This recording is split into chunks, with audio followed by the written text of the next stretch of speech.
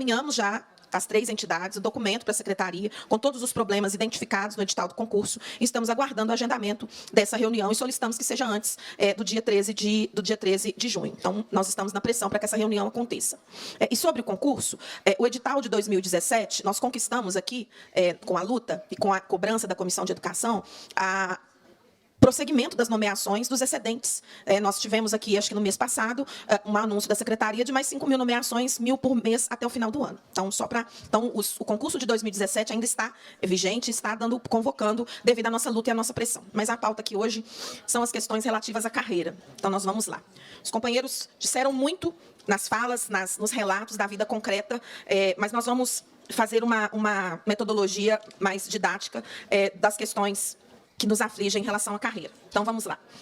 Nós tivemos, esse aí está pequeno, né? Nós vamos conseguir enxergar, os direitos de carreira que foram extintos com choque de gestão. A companheira Joelisa disse aqui da eletrocução, né? Que quem foi eletrocutado no choque de gestão foram os servidores públicos e a população, né?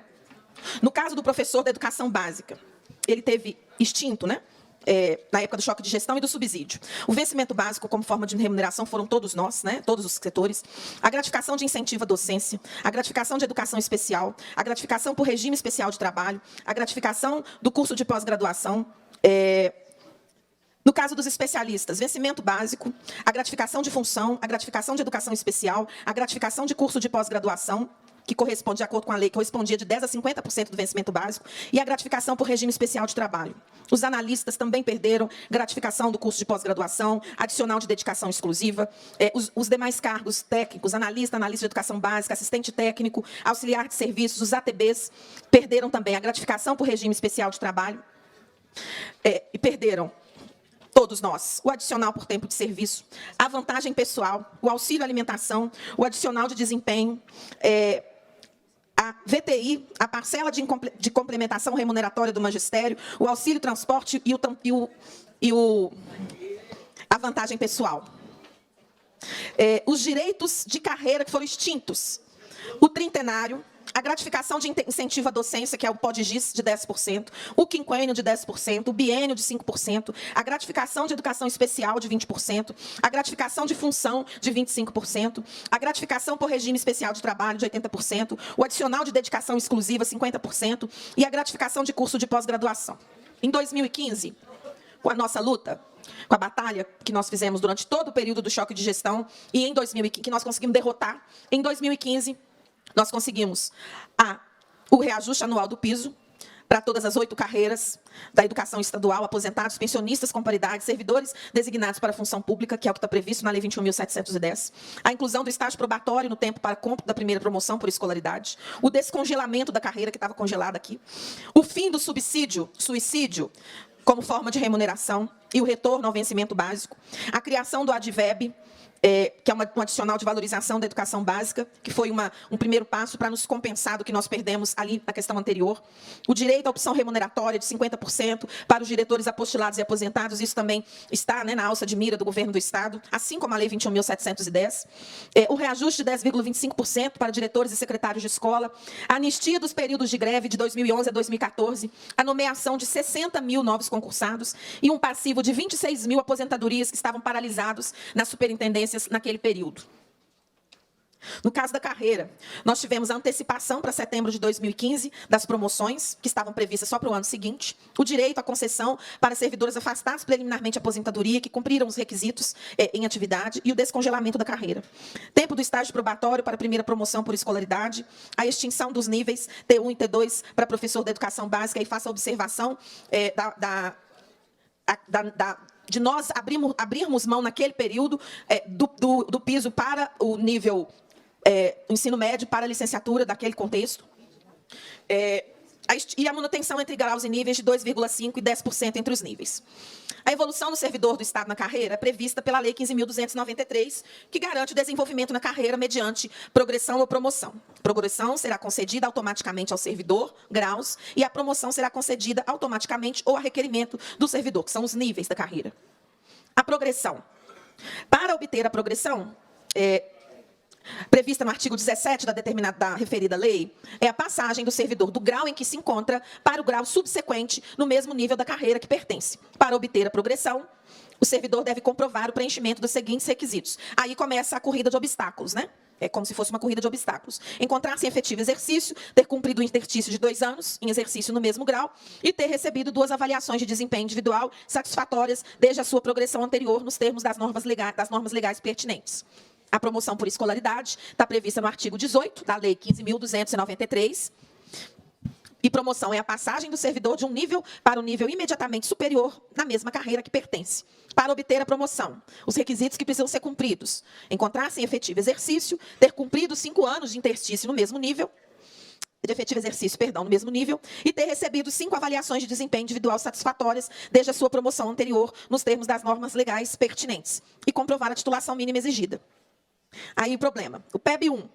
Para receber pelo mestrado, precisa cumprir 15 anos de efetivo exercício, além dos demais requisitos da lei, mesmo já tendo a titulação para o ingresso na carreira. Eu falei que tinha começado a corrida de obstáculos.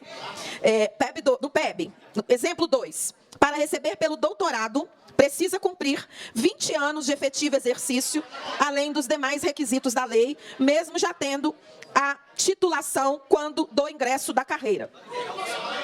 No caso do técnico da educação, para receber pela pós-graduação, ele precisa cumprir 20 anos de efetivo exercício e, para o mestrado, ele precisa cumprir 20 anos de efetivo exercício, além dos demais requisitos de lei, mesmo já tendo a titulação quando no ingresso da carreira.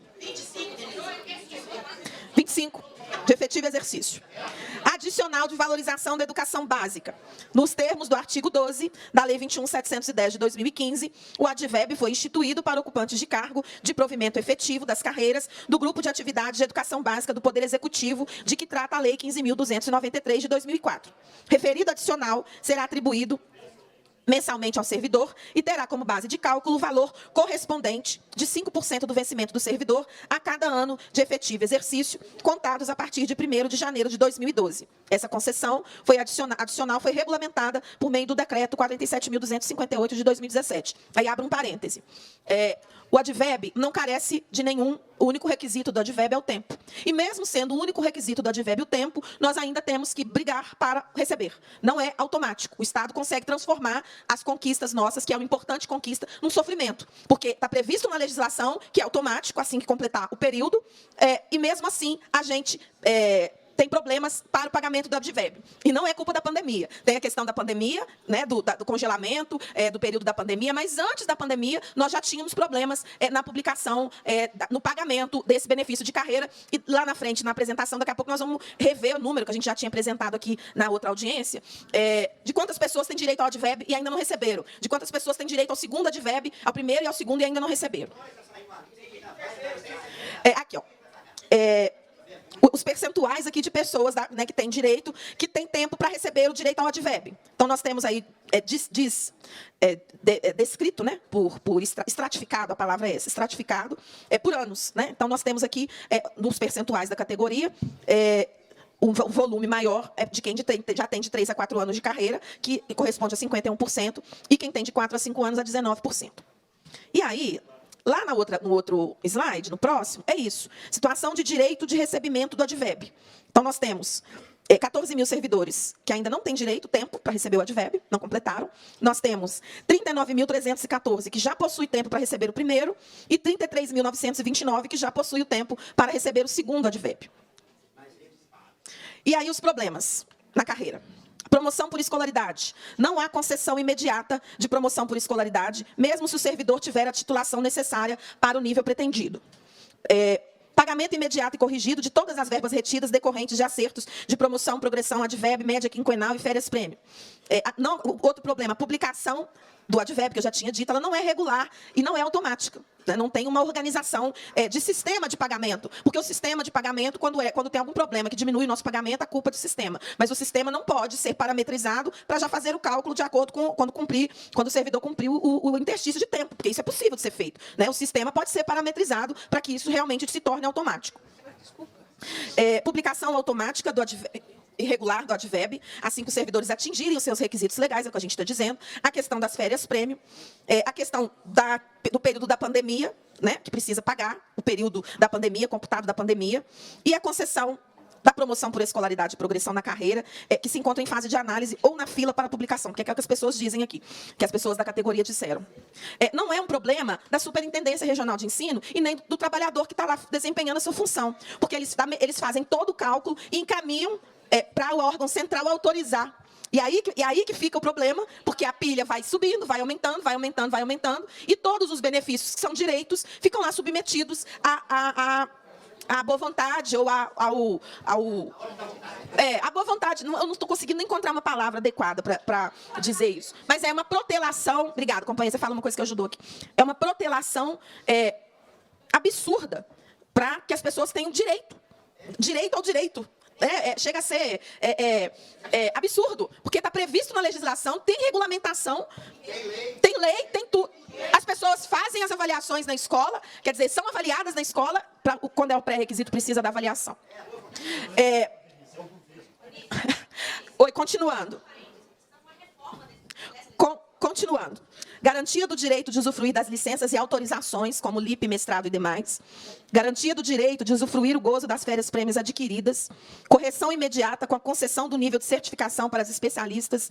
Correção das distorções das tabelas, né? Existem distorções nas tabelas de técnico da educação e em relação ao salário do analista educacional. Correção das distorções com a questão do ANI em relação ao ANI com função de inspetor escolar.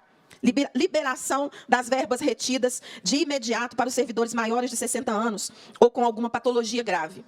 A situação é tão escabrosa que a gente precisa propor coisas que mediem a violência que é feita contra as pessoas. Tem muita gente que tem tempo já para ingressar com o pedido de afastamento preliminar para aposentadoria e ficar aguardando para ver se qualquer dia o Estado resolve publicar e pagar algum direito que ele tenha adquirido de carreira, né? Então as pessoas vão atrasando, vão protelando para terem acesso, né, a esses benefícios de carreira.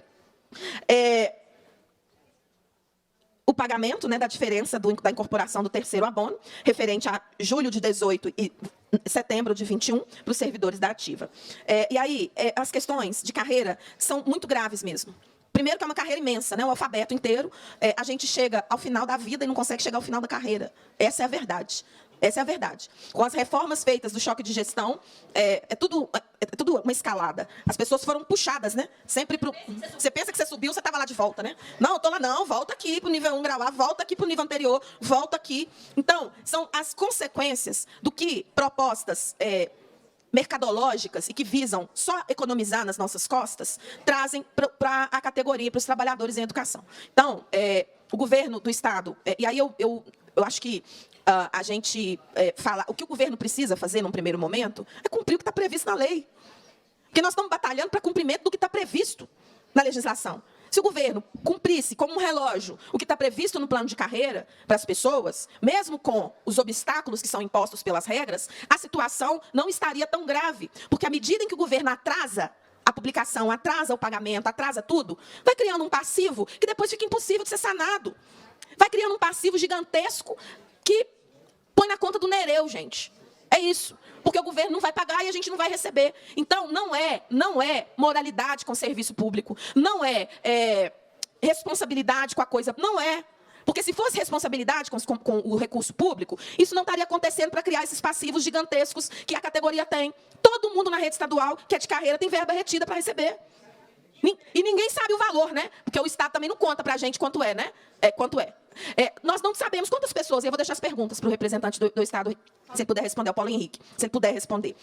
Quantas pessoas estão aguardando publicação de benefícios de carreira, de progressão e de promoção, que já adquiriram direito e que não receberam? Qual é o levantamento anual de quantas pessoas estão ficando para trás nos benefícios de carreira, nas publicações que são feitas? Porque a gente precisa verificar o tamanho disso. A gente sabe que é grande. A gente sabe que é grande porque todo mundo tem alguma coisa que o Estado deve para ele. Então, assim, é importante dizer isso e qual é o planejamento para se solucionar essa questão. Fiquei ouvindo todo mundo que falou, anotando aqui os trem que eu queria falar, ouvindo a Denise também, pensando assim, gente, é tanto problema que nas minhas considerações eu vou falar de qual problema? E pensando, né, de qual das carreiras, o que a gente poderia chamar mais atenção, se é sobre o desrespeito às ASB, se é sobre o desrespeito aos especialistas, aos professores, o que eu vou chamar mais atenção? E aí me abrindo com vocês mesmo, que eu fiquei refletindo sobre isso. E eu tô com um subsídio aqui que a minha equipe fez, que eles conseguiram dar uma resumida em 4 páginas dessa problemada toda. Aí cada parágrafo é uma bomba atômica diferente. E mais cedo eu estava conversando com a Bia aqui também sobre como a gente precisa se situar sobre onde nós estamos. No governo Zema, gente, as nossas perspectivas de avanço envolvem muita luta dos sindicatos, envolvem muita luta dos nossos mandatos, mas envolve, e é necessário que envolva, a pressão de vocês. No governo Zema, a perspectiva de avanço é muito mais distante, quando a gente considera que talvez o grande avanço que a gente possa ter nesses anos é não ter mais retrocesso. Isso é muito difícil. Quer dizer que a gente deve parar de lutar? De jeito nenhum. Quer dizer que a gente tem que lutar mais, com mais barulho, articulando com a imprensa, fazendo paralisação, entrando na justiça. Quer dizer que a gente tem que lutar mais ainda. Mas que a gente tem que saber, gente, que os métodos que o Aécio utilizou lá atrás foram muito aprimorados. Foram muito aprimorados. E que o Zema dos primeiros 4 anos, aquele homem bobinho, com pouca articulação com o judiciário, sem base na Assembleia, esse Zema não existe mais. O Zema de hoje é um Zema articulado, igual um polvo, com seus braços em todos os lugares. Para muito além do empresário, com algum nível, o empresário sempre esteve do lado dele, com algum nível de institucionalidade respaldando os mandos e desmandos que ele faz. Então isso é para dizer para vocês que a gente precisa se articular e se manter forte e unido enquanto carreiras, para que a gente consiga ter mais do que apenas evitar retrocesso, para que a gente consiga ter avanços, para que as leis sejam cumpridas como devem ser cumpridas. Eu queria perguntar aqui se a deputada Beatriz e se o deputado professor Cleiton têm a mesma memória que eu. Por quê? Quem aí entende que é importante pagar pelo doutorado? Todo mundo.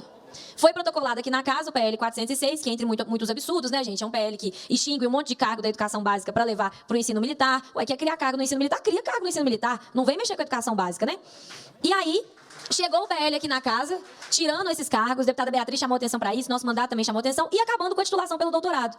Foi uma confusão aqui dentro, um revertério aqui dentro. E aí o deputado representante, líder da base, o deputado Gustavo Valadares, falou que esse projeto foi enviado aqui errado e se comprometeu que o governo ia enviar o novo projeto e que eles iam continuar tentando extinguir os cargos. Aí a gente ia fazer o processo de obstrução, ia brigar para não aprovar. Mas que retornaria sem esse fim da titulação pelo doutorado. Esse projeto não chegou. O governo está mentindo. E o projeto 406 está lá na CCJ sendo avaliado e esperando parecer. Já, porque tudo que é interesse do governo anda rápido aqui dentro, já vai estar no plenário. Então a gente precisa se unir e lembrar dessas situações que foram prometidas e não foram cumpridas. A outra provocação que eu quero fazer, e eu acho que é importante, e eu faço essa fala com todo respeito ao Paulo, que eu tenho certeza que está aqui com a melhor das intenções, fazendo o seu trabalho e precisa ser respeitado enquanto servidor. Mas a gente fazer a seguinte provocação. Eu anotei aqui várias coisas que eu ia perguntar para ter encaminhamento.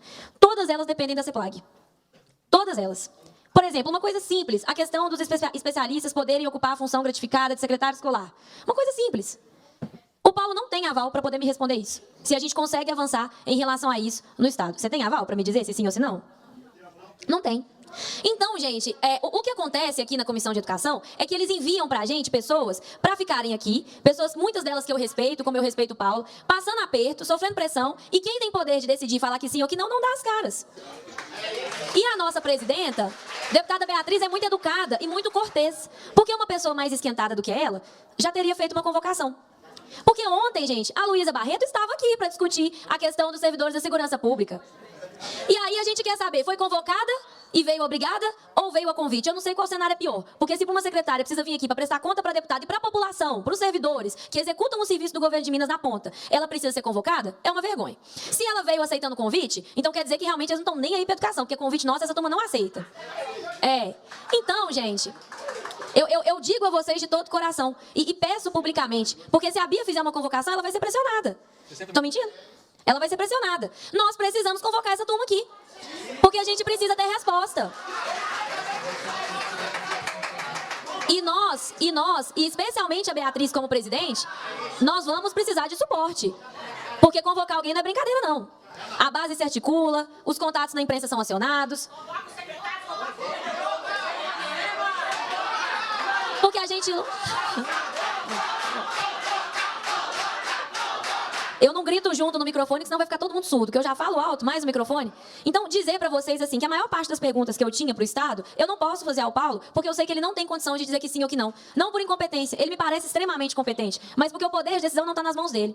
Isso é uma vergonha. Em certa medida, isso também é uma forma de assédio no ambiente de trabalho. Em certa medida, isso também é precarização do trabalho. Então... Exatamente, perfeito. Então a gente fazer esse movimento, e no dia que a gente conseguir convocar, que é isso, não é só a nossa vontade não, né, Bia? Tem que mexer uns negócios aqui dentro. No dia que a gente conseguir convocar, que vocês estejam aqui em ainda mais quantidade, que falte espaço no chão, porque a gente vai ter que sentar no chão. Porque essa turma vai ter que dar resposta. Essa turma vai ter que dar resposta. Quem está sentado nessas cadeiras são pagadores de impostos, são servidores públicos, quem está sentado aqui em cima são deputados e deputadas eleitos democraticamente, e a gente quer respostas. Esse espaço, pessoal, ele é importantíssimo, porque, como sempre dizem os deputados que aqui vêm, é um espaço de luta, de reflexão, mas ao mesmo tempo também é um espaço de desabafo. Eu vou dizer, desabafando aqui, que nesses dias, hoje inclusive eu cancelei uma viagem, porque eu não estou tendo condições psicológicas de estar com as pessoas. Depois do que eu tenho visto nos últimos dias, a deputada Beatriz Cerqueira também tem recebido no seu gabinete os servidores, Paulo, aposentados da Caixa Econômica Federal. Isso aí é uma tragédia. E são, desculpa, da Minas Caixa, eu estou até confundido, obrigado, da Minas Caixa, que eram 366. 3 faleceram quando foi retirado sumariamente.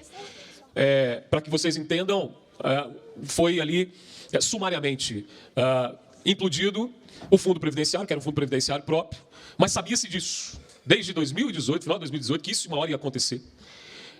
Mas propositalmente deixaram que isso ocorresse e o dinheiro simplesmente acabou. Só que existem alguns outros questionamentos que o governo manda um projeto de lei para essa casa para que as pessoas assinem um termo se comprometendo a não acionar a justiça para questionar, por exemplo, onde foram parar os imóveis da Minas Caixa, que havia uma promessa lá atrás de que os mesmos seriam utilizados exatamente no fundo previdenciário. E fazendo com que essas pessoas, elas abram mão também da sua pensão para os seus pensionistas. Então, você sabe o que é você receber uma mãe de 94 anos, que de uma hora para outra perde a sua aposentadoria e que tem um filho com síndrome de Down de 54 anos que gasta mensalmente 4.300 de medicamento. Ou os vídeos que nós estamos recebendo, que são estarrecedores, de pessoas, deputada Beatriz Cerqueira, que viu que estão em home care. De uma senhora de 104 anos que há 3 meses não recebe o seu salário e não consegue pagar o alimento que vai para a sonda. E a família não tem condições de pagar. Então estão vindo aqui, foram ao gabinete da deputada Beatriz Cerqueira, foram ao meu gabinete, os filhos dessas pessoas, sobrinhos, porque tem uma senhora que enterrou 3 filhos. E ela não tem mais ninguém. E a única coisa que lhe restava era o seu fundo de aposentadoria. Aí, de repente, a gente se depara com uma outra maldade, que é o que nós acompanhamos desde quando nós chegamos juntos aqui nessa casa, que é essa situação dos diretores e das diretoras, que fizeram ali aquela opção remuneratória para uma lei que foi aprovada aqui em 2015. São mais de 5 mil. Desde quando houve a ameaça de abertura desse processo, são mais de 60 que faleceram. Nós acompanhamos esse processo e durante 4 anos nós conseguimos segurar. E diga de passagem, eu até entendo, deputada, que existem questões inconstitucionais na lei. Entretanto, ninguém precisava ter mexido nisso. Mas, uma vez provocada a Secretaria de Educação, na legislatura anterior, no governo anterior, a secretária de Educação fez uma opção política de promover uma abertura de processo para caçar uma opção que foi feita por essas diretoras e diretores e que hoje correm o risco de ter o seu salário cortado pela metade depois de terem dado a sua vida pela educação de Minas Gerais. Como é que é? Menos da metade, né? São muitos os casos, mas menos da metade. E nós estamos falando, vocês conhecem bem isso, estou falando aqui para a educação, de arrimo de família. Gente que sustenta a sua casa com esse salário. Mesmo hoje ainda contribuindo com o desconto previdenciário dessa fatídica reforma que passou por aqui. E passou num período de pandemia. Então, me desculpem o desabafo, mas está aqui, antes de ser deputado, um ser humano, um pai de família, um filho. Um filho. A pergunta que eu fazia, deputada Beatriz Cerqueira, esse pessoal não tem pai, não tem mãe, não tem vô, não tem vó. Não tem empatia, não faz o exercício de se colocar no lugar do outro. Então,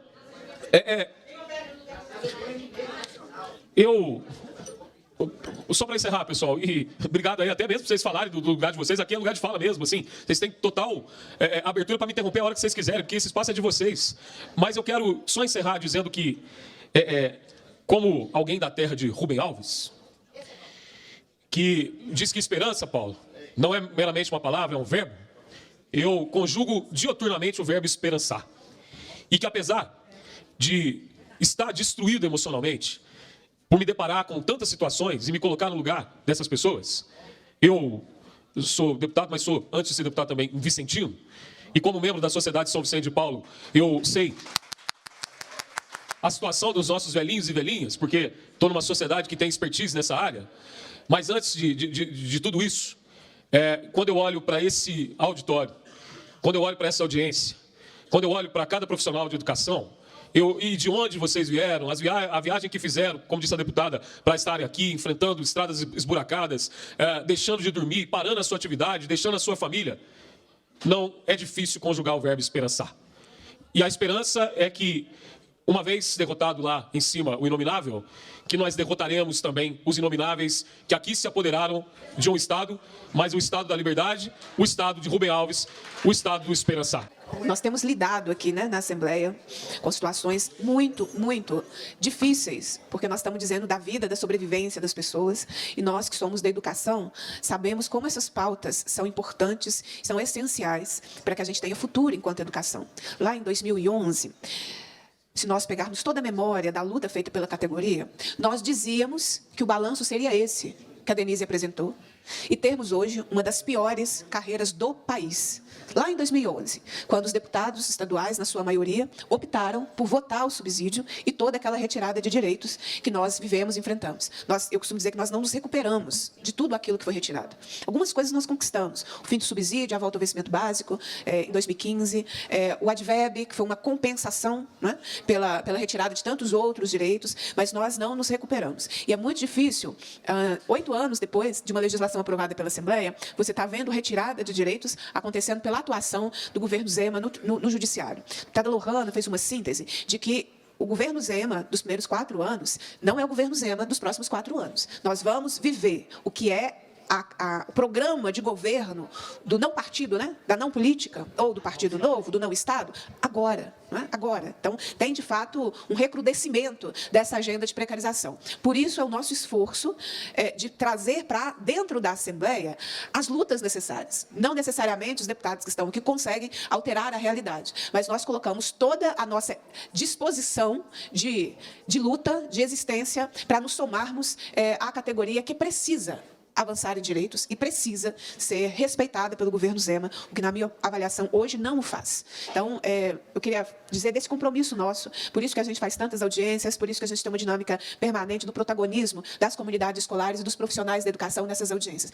Isso pode não resolver, mas também nós não deixamos e não admitimos a invisibilidade que o governo Zema tenta colocar à categoria, quando os posts do Instagram mostram um mundo que não existe, uma situação diferente da realidade. Então, esse tem sido o nosso esforço. Da mesma forma, eu vou encaminhar agora para o Paulo Henrique. O Paulo é Superintendente de Desenvolvimento e Avaliação da Secretaria de Estado da Educação, mas eu vou encaminhar, eu vou te passar a palavra, Paulo, já com encaminhamentos. Nós também aprendemos a trabalhar aqui na Assembleia. A gente não chega aqui sabendo tudo. Então, cada caminhada, cada passo que a gente vai dando, a gente procura aprender. Então, nesse mandato nosso, e nesse biênio, né, que os primeiros 2 anos a gente vota a cada 2 anos a composição da comissão, nós estamos fazendo uma dinâmica, não dá audiências por si mesmo. As nossas audiências têm gerado encaminhamentos. E a gente vai retomando. Então, a gente fez as especialistas, tem encaminhamentos, a gente fez as ASBs, tem encaminhamentos. Nós fizemos da UENG e das carreiras de educação superior, né? O UENG e Unimontes teve encaminhamentos. Então, as audiências vão gerando encaminhamentos e a gente vai retomando as pautas para dar sequência aos encaminhamentos feitos. Então, é nesse espírito que nós vamos concluir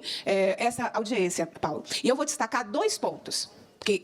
Para que nós possamos, porque as questões do piso, elas são macro, né, de modo que é uma decisão do governador, não é nem de nenhuma secretaria. Então, o processo que a gente faz, ele é com o governador do Estado. Mas, do ponto de vista da política da Secretaria de Educação e da CEPLAG, que eu vou encaminhar mesmo na ausência da secretaria, porque imagino que numa quarta-feira, véspera de feriado, não teve ninguém, né, que pudesse se deslocar da cidade administrativa até a Assembleia Legislativa, ninguém da Secretaria de Planejamento e Gestão, 2 pontos que nós vamos dar continuidade em audiências posterior. Primeiro, é um processo objetivo de pagamento do adveb, porque o que o governo do Estado faz hoje é uma contenção. A categoria adquire um direito que não é pago. E quando é pago, é esquecido o retroativo. As pessoas não têm resposta. As pessoas não sabem das suas condições. Então, esse é um ponto, porque nós estamos, nesse caso, é uma discussão de carreira. Então, nós vamos ter uma próxima audiência, porque imagino que hoje, se você não puder nos trazer, nós vamos ter uma audiência para ter cronograma. Qual é a dinâmica de pagamento? Né? Quais são os procedimentos? Não é possível continuar assim. Nós estamos falando de menos da metade da categoria, porque o adveb é só para servidor efetivo. Então, nós nem estamos falando de direito que atinge toda a categoria. Menos a metade da categoria é a questão do adveb. E o segundo aspecto, que já vai ficar aqui como encaminhamento objetivo dessa audiência, é nós avançarmos na política de promoção por escolaridade. Não é possível 20 anos para a pessoa receber pelo seu doutorado, se não adoecer. São 20 anos de saúde plena. Sem o número de licenças médicas, não pode também engravidar. Mulheres que queiram receber pelo mestrado ou doutorado, nesses 20 anos, também não podem ser mães. Porque as licenças as licenças que são reconhecidas, que são os afastamentos legais, impactam no período... Eu não tô jogando para a galera, eu não estou falando algo genérico, eu estou falando a realidade da legislação do Estado. As licenças médicas, que são afastamentos legais, quando num determinado número, impactam no período da avaliação de desempenho. Então, se você tem... Qual é o período mesmo? Eu, depois da Covid, perco números. Mas um determinado tempo, eu estou conferindo ali quanto tempo. As licenças médicas, elas vão empurrando a sua avaliação de desempenho mais para frente. E na medida que vai empurrando, você vai demorando mais a concluir todas as avaliações de desempenho para você ter os requisitos para a promoção por escolaridade adicional. Tem que ter, né? Então, tem que ter. Então, as licenças médicas, se o trabalhador de educação adoece, se a licença maternidade, elas interferem, é isso mesmo, quem está assistindo, eu não estou inventando a roda, daqui a pouco eu falo a legislação onde é que está, que processa, porque eu conheço a realidade de cor, então eu sei falar sobre ela, porque eu falo uma realidade que eu conheço, né? Não estou falando no abstrato. Impactam. Então, a mulher, inclusive, vou pegar o exemplo da mulher, que é a maioria da educação, não pode adoecer, não pode engravidar, não põe o pé fora da escola. Se você ficar assim por 20 anos, você vai receber pelo seu doutorado. Se você resolver ser mãe, se você adoecer, você não conseguirá receber pelo seu doutorado ou pelo seu mestrado em 15 anos. Doutorado, 20 anos. Então, não basta o tempo. É um tempo sem adoecimento, sem maternidade, sem afastamentos que, se somados, vão atrasar a sua avaliação de desempenho. Não é possível que o Estado, com a riqueza que tem, e abrindo mão da receita que abre todos os dias, o professor Cleiton já nos deu uma aula sobre isso, imponha às mulheres uma situação em que a sua licença maternidade impacta no seu direito de não carreira. Eu vou ficar com este exemplo das mulheres. Não é? Mas todos os profissionais que não podem, você tem que ter prazo de adoecimento. Se você adoece mais do que a legislação permite, você não consegue avançar na sua carreira. É isso, gente. Essa é a síntese da carreira. Entre várias, eu vou ficar com essa síntese. Então, nós vamos dar sequência a essa discussão aqui. Né? E quero deixar, por fim, um convite. No dia 21 de junho, o secretário de Estado da Educação está convocado a vir à Assembleia, porque é dentro do Assembleia Fiscaliza, que é aquele período de sabatina, né? De prestação, eu chamo de sabatina, ou eu chamo também de Assembleia Fiscaliza ou Parabeniza, depende do deputado. Tem deputado que vem para fiscalizar, tem deputado que vem para parabenizar. Então, cada deputado faz seu trabalho. Né? Eu cumpro aquela pequena parte do Assembleia Fiscaliza. No dia 21 de junho. É uma reunião que não é aberta ao público para fala, mas é uma atividade aberta à sociedade. Então, já deixo. Nesse dia são os deputados, né, que fazem os questionamentos no seu processo de fiscalização. Mas é um processo, inclusive, que todas as vezes contou sempre com a presença dos profissionais da educação. Então, já deixo o convite, que nesse dia estará. A secretária de Planejamento e Gestão está convocada também para uma data, daqui a pouco eu falo qual será. Todos os secretários virão, né? Mas se não vem até a gente vai até cada secretaria, não é isso? Então, de 21 de junho, provavelmente no período da manhã, 9 horas da manhã em geral, que começam as atividades da Assembleia Fiscaliza, já está convocado. A secretária de Planejamento e Gestão já está convocada, assim como os demais secretários. Então, vale a pena trazermos as nossas pautas como forma de pressão. Também a Assembleia Fiscaliza, que começa no dia 19 de junho. Então, deixando aí todas as informações, mas já esses encaminhamentos. Eu quero, antes de passar a palavra para o Paulo, prorrogar os trabalhos desta audiência. E vou te passar a palavra, né, fazendo as mesmas considerações da Lohana. Né, aqui na Comissão de Educação tem muito tensionamento pela desvalorização que a categoria é submetida, mas a gente tem uma característica de não praticar a violência, mesmo quando a gente sofre. Muitas violências a gente não as pratica. Por isso que todas as atividades da Comissão de Educação, Ciência e Tecnologia são conduzidas com respeito.